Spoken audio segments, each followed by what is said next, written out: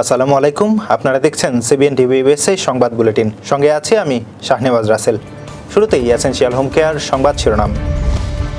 যুক্তরাষ্ট্রে বন্ধ স্টুডেন্ট ভিসার সাক্ষাৎকার। যুক্তরাষ্ট্রের গোল্ডেন হোম ঘিরে বিশ্বজুড়ে উদ্বেগ।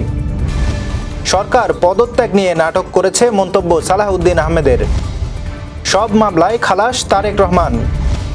এবং দেশের ভূখণ্ডের প্রশ্নে কোনো আপোষ নয় বললেন বিমান বাহিনী প্রধান। শুনছিলেন এসেনশিয়াল হোম কেয়ার সংবাদ শিরোনাম। এবার বিস্তারিত। যুক্তরাষ্ট্রের পররাষ্ট্র দপ্তর বিশ্বব্যাপী মার্কিন দূতাবাস ও কনসুলেটকে নতুন কোনো স্টুডেন্ট ও এক্সচেঞ্জ ভিসার সাক্ষাৎকার অ্যাপয়েন্টমেন্ট না দিতে নির্দেশ দিয়েছে। সম্প্রতি দেশটির পররাষ্ট্র দপ্তর এক তার বার্তায় এ তথ্য জানায়। মূলত স্টুডেন্ট ভিসা আবেদনকারীদের জন্য বর্ধিত সোশ্যাল মিডিয়া যাচাইয়ের প্রস্তুতির অংশ হিসেবে এই নির্দেশনা এসেছে। পররাষ্ট্রমন্ত্রী মার্কো রুবিও স্বাক্ষরিত বার্তায় বলা হয়, আপাতত নতুন সাক্ষাৎকার বন্ধ রাখা হবে এবং পূর্ব নির্ধারিত সাক্ষাৎকারগুলো চলবে আগের মতোই। কবে নাগাদ নতুন সাক্ষাৎকার চালু হবে সে বিষয়ে এখনও স্পষ্ট কোনো সময়সীমা জানানো হয়নি। মার্কিন প্রশাসন জানিয়েছে, নতুন যাচাই প্রক্রিয়ায় শিক্ষার্থীদের অনলাইন কার্যক্রম, বিশেষ করে সামাজিক যোগাযোগ মাধ্যমে দেয়া মতামত বিশ্লেষণ করা হবে। বিশেষ করে ইহুদি বিরোধী বক্তব্য ও সহিংস কার্যক্রম সম্পর্কিত পোস্টগুলোতে বিশেষ নজর দেওয়া হবে। এই পদক্ষেপের ফলে যুক্তরাষ্ট্রে পড়াশোনা করতে ইচ্ছুক হাজারো শিক্ষার্থীর মধ্যে অনিশ্চয়তা দেখা দিয়েছে। বিশেষ করে যারা আগামী ফল সেশনের জন্য প্রস্তুতি নিচ্ছিলেন তাদের জন্য এটি বড় দুঃসংবাদ। যুক্তরাষ্ট্রের নতুন মহাকাশ প্রতিরক্ষা প্রকল্প গোল্ডেন ডোম এখন বিশ্বজুড়ে উদ্বেগ ও সমালোচনার মুখে। এটি মূলত হাইপারসনিক ও আধুনিক ক্ষেপণাস্ত্র হামলা প্রতিরোধে ব্যবহৃত হবে। উত্তর কোরিয়া এই প্রকল্পকে উস্কানিমূলক হিসেবে অভিহিত করে বলেছে, এটি মহাকাশকে পারমাণবিক যুদ্ধের সম্ভাব্য ময়দান করে তুলতে পারে। অন্যদিকে চীন ও যুক্তরাষ্ট্রের এই উদ্যোগকে নিরাপত্তার ভারসাম্য বিনষ্ট করার পদক্ষেপ হিসেবে দেখে গভীর উদ্বেগ প্রকাশ করেছে। প্রথম ধাপে এই প্রকল্পের জন্য $2500 কোটি বরাদ্দ রাখা হয়েছে এবং আগামী কিছু মাসের মধ্যে এটি পুরোপুরি কার্যকর হবে বলে ঘোষণা দিয়েছে ওয়াশিংটন। বিশ্লেষকরা বলছেন, গোল্ডেন ডোম প্রকল্প সফল হলে এটি উত্তর কোরিয়ার অস্ত্র ভাণ্ডারকে ব্যাপকভাবে অকার্যকর করে তুলবে, যার ফলে পিয়ংইয়ং হয়তো নতুন হামলা কৌশল গ্রহণ করতে বাধ্য হবে। বিএনপির স্থায়ী কমিটির সদস্য সালাহউদ্দিন আহমেদ বলেন, আমরা নির্বাচনের রোডম্যাপ চেয়েছিলাম, আমরা প্রধান উপদেষ্টার পদত্যাগ চাইনি, কিন্তু তিনি পদত্যাগের নাটক করেছেন। বুধবার বিকেলে রাজধানীর নয়াপল্টনে বিএনপির কেন্দ্রীয় কার্যালয়ের সামনে তারুণ্যের রাজনৈতিক অধিকার প্রতিষ্ঠার মহাসমাবেশে তিনি এসব কথা বলেন। সালাহউদ্দিন আহমেদ বলেন, আমরা এমন রাষ্ট্র নির্মাণ করতে চাই যেখানে তারুণ্যের অংশগ্রহণ থাকবে। 5 আগস্ট গণ অভ্যুত্থান পরবর্তী একটি নতুন বাংলাদেশ গড়ার লক্ষ্যে কাজ করছি। অত্যন্ত সুকৌশলে ঐক্যে ফাটল ধরানোর চেষ্টা চলছে।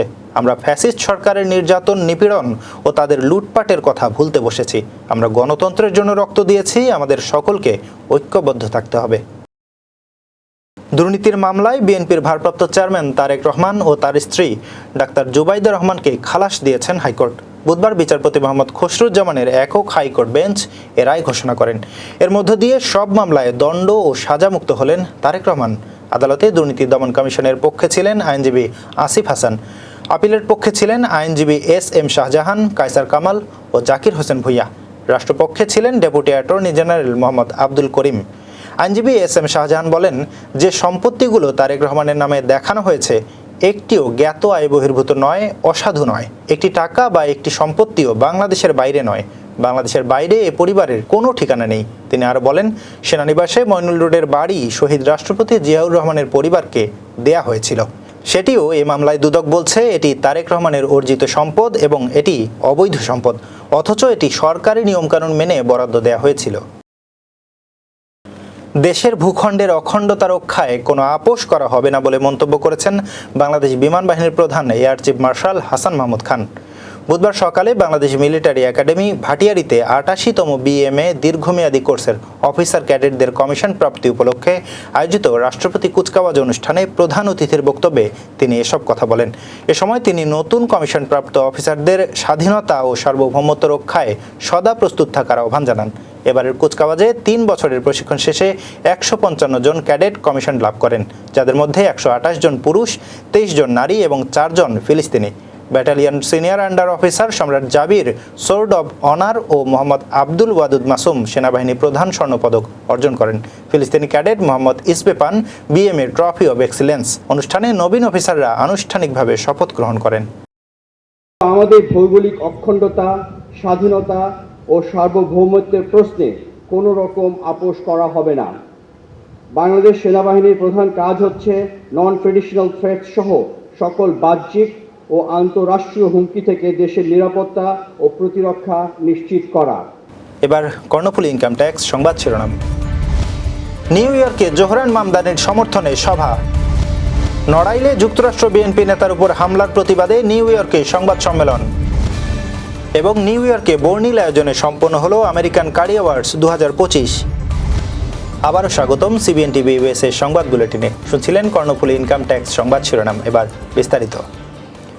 নিউ ইয়র্ক শহরের মেয়র পদপ্রার্থী জোহরান মামদানির সমর্থনে এক মতবিনিময় সভা অনুষ্ঠিত হয়েছে।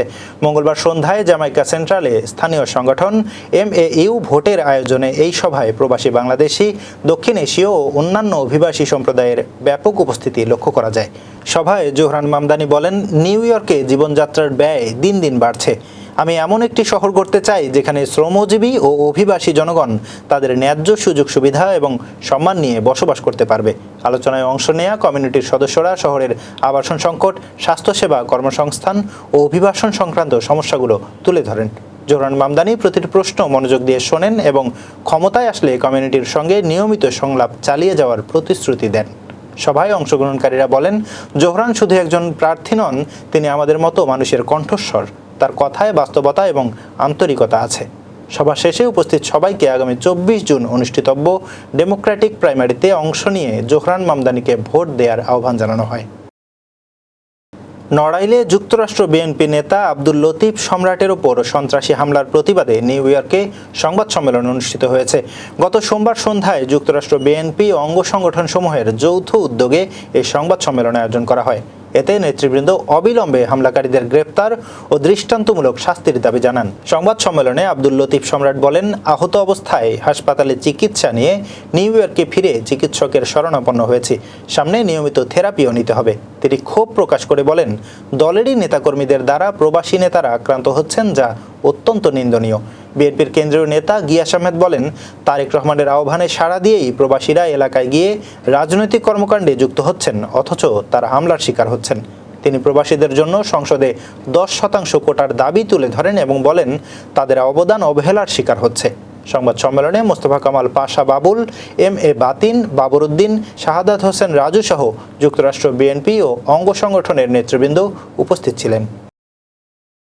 নিউ ইয়র্কের কুইন্সে প্রথমবারের মতো অনুষ্ঠিত হলো আমেরিকান কারি অ্যাওয়ার্ডস 2025।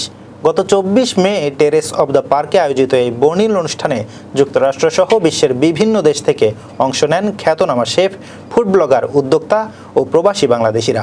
এই আয়োজনে 9টি ক্যাটাগরিতে পুরস্কার দেওয়া হয়, যার মধ্যে বেস্ট হোম শেফ ছিল সবচেয়ে আলোচিত। প্রতিযোগীদের রান্নার স্বাদ, উপস্থাপনা ও প্রযুক্তি মূল্যায়ন করেন আন্তর্জাতিক মানের শেফ ও কালিনারি বিশেষজ্ঞরা। আয়োজক খলিল বিরিয়ানির CEO মোহাম্মদ খলিলুর রহমান বলেন, এই আয়োজন প্রবাসী রন্ধনশিল্পীদের স্বীকৃতি ও বাঙালি সংস্কৃতিকে আন্তর্জাতিক অঙ্গনে তুলে ধরার একটি পদক্ষেপ। প্রবাসী বাংলাদেশিদের রন্ধন প্রতিভা ও সংস্কৃতিকে কেন্দ্র করে আয়োজিত এই অনুষ্ঠানটি ভবিষ্যতে আরও বড় পরিসরে আয়োজনের প্রত্যাশা ব্যক্ত করেছেন আয়োজকরা। এই প্রথমবারের মতো আমেরিকান কারি অ্যাওয়ার্ড অনুষ্ঠিত হচ্ছে, যেটা কুলিনারি এবং হসপিটালিটি ম্যানেজমেন্ট এবং হোটেল ম্যানেজমেন্টের উপরে আমাদের বাংলাদেশিদের আয়োজনে এটি প্রথম অনুষ্ঠান। দর্শক, এই ছিল সিবিএন টিভি ইউএসএ সংবাদ বুলেটিনে। শেষ করছি। পরবর্তী বুলেটিন দেখার আমন্ত্রণ জানিয়ে এতক্ষণ সাথে থাকার জন্য ধন্যবাদ সবাইকে।